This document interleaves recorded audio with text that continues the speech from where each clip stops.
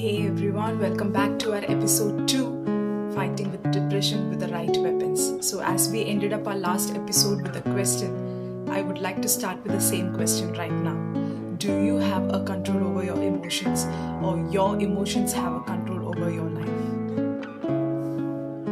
To be short and quick, we know the sensory organs of our body, right? Like the eye, ears, nose, tongue and skin.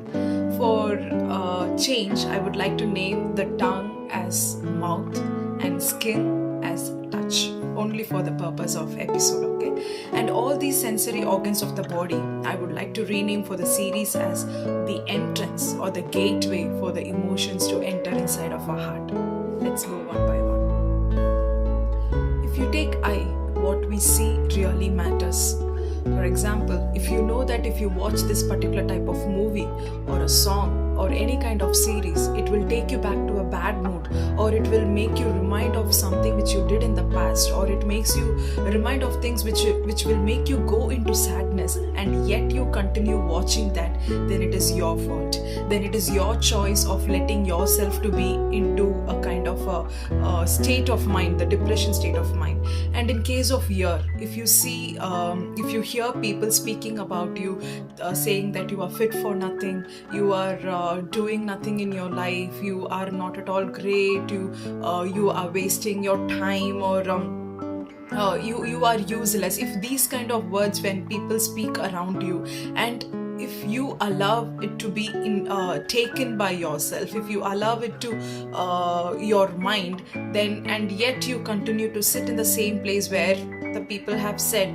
eventually we will get into a kind of sadness, or else it kind of a depression mode, and we allow that to be processed into our mind, and finally we conclude by saying that yes, I am not fit for nothing, what they said is true. We will come to that kind of state of mind. So it's very important what we allow. What we hear is also very important. What we see is also very important.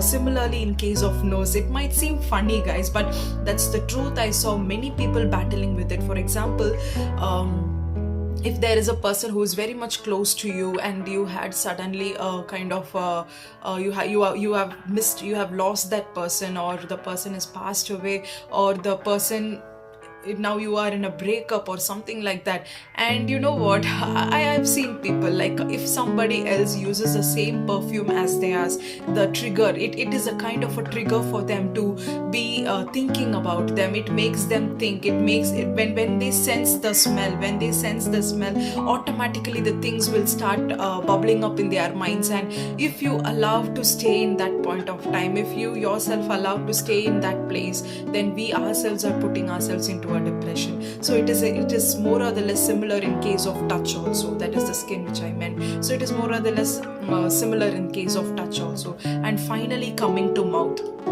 Yes, my dear friends, finally coming to mouth. What we speak really, really matters. Why I'm saying is that what we speak is what we think, and what we speak is what we become. What we do is what we become, right? So if you keep on professing words like saying that I am lazy, I am fit for nothing, I cannot do this, I cannot do that, I am weak, I cannot get up, I cannot overcome, then what you speak is what we are gonna become. So we should be very careful and wise enough to speak the words of positive affirmations.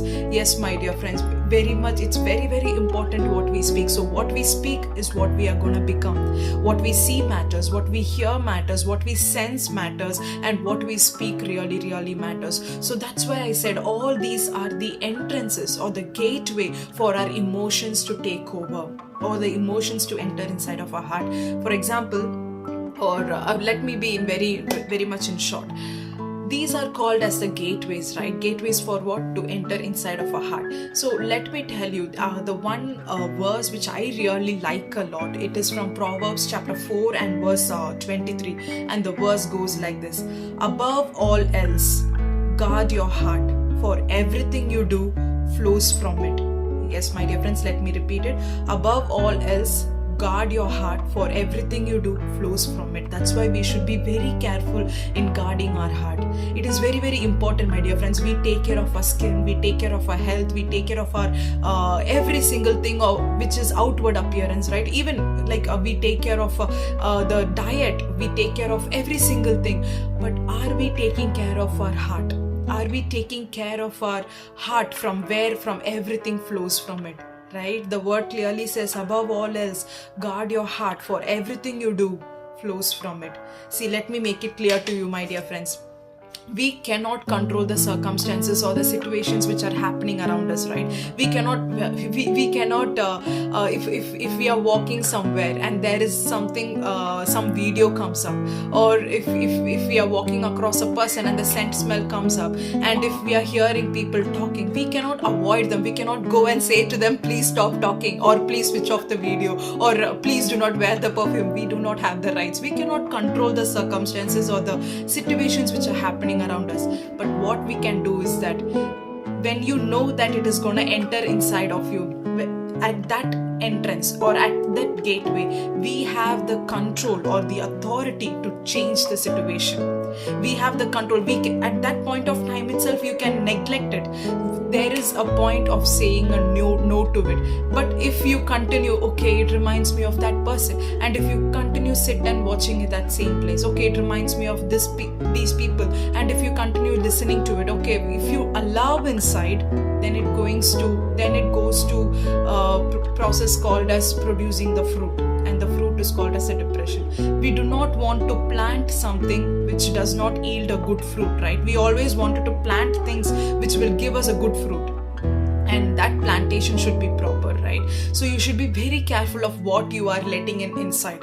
Okay, fine. Okay, Steffi, it's impossible because you are surrounded by that and you are filled by that, and it goes inside of your heart. Okay, fine. Let it. If it goes inside of your heart, even there, we can stand up and say and change the situation.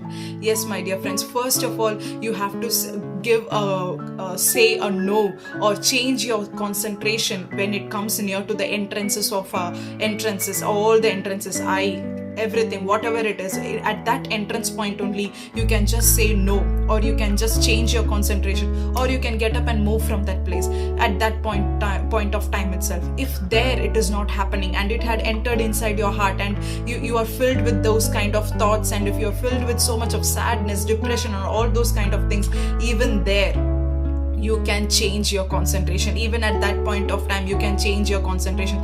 How you can change your concentration is when you have a control over your emotions. Your emotions shouldn't take control over your life. When you have control over your emotions, you can automatically change every situation. My dear friends. Yes, my dear friends, I would like to conclude by saying this, that you can change your concentration even at that point of time when you have a control over your emotions. And how you can change is that by speaking.